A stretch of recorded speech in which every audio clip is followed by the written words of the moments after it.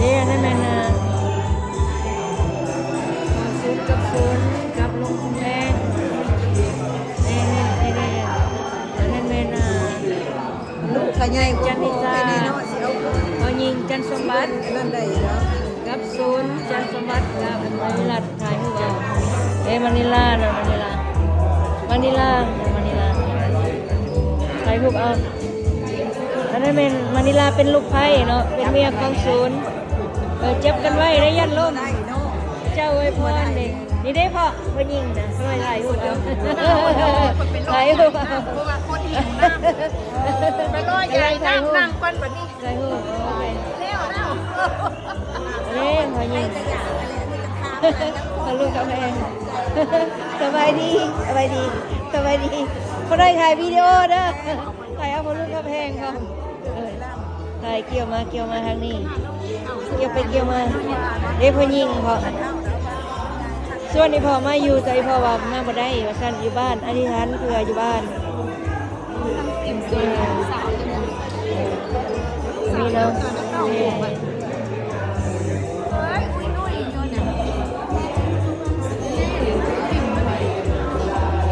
โอเคเดสลาไปเจ้สบายดีล่ะไปถ่ายวิดีโอได้นี่นะเจ้ายืนกับศูนย์มันก็จะถ่ายให้ไปถ่ายจากนี่ก็ได้นะSoon, brother, look over here with your wife. I'm taking picture for you guys.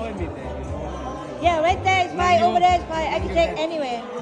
1, 2, 3. ไปบนหันงามจ้ามันเป็นแขนสองที่ถึงหัวปวดเราเลย I'm going over there.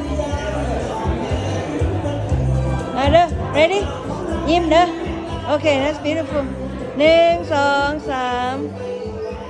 1, 2, 3โอเคพระเจ้าไว้พรงามอย่าบัดแล้วว่าสิส่งให้เด้อโอเค you welcome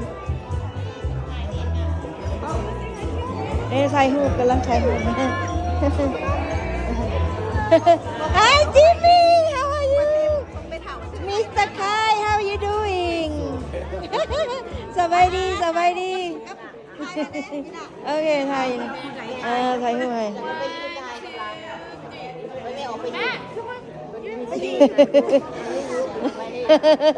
Okay, saya Tim. Oh yeah, Tim Thai.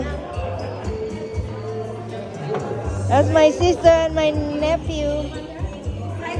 And my nephew and his grandma. อีแม่กับหลานชายกับน้องสาวถ่ายรูปตอนนี้ถ่ายรูปตอนนี้ You want to take picture? I take for you over there. Yeah. You want this one? Okay. Hi, smile. Auntie take for you. Smile. Thank you. Let's come take picture with Grandma over here. Come on. You stand here first. Stand right here first. Yeah, go inside. Ready? 1, 2, 3. 1, 2, 3. 1, 2, 3. Hold on. Let me take on one. 1, 2, 3. Okay.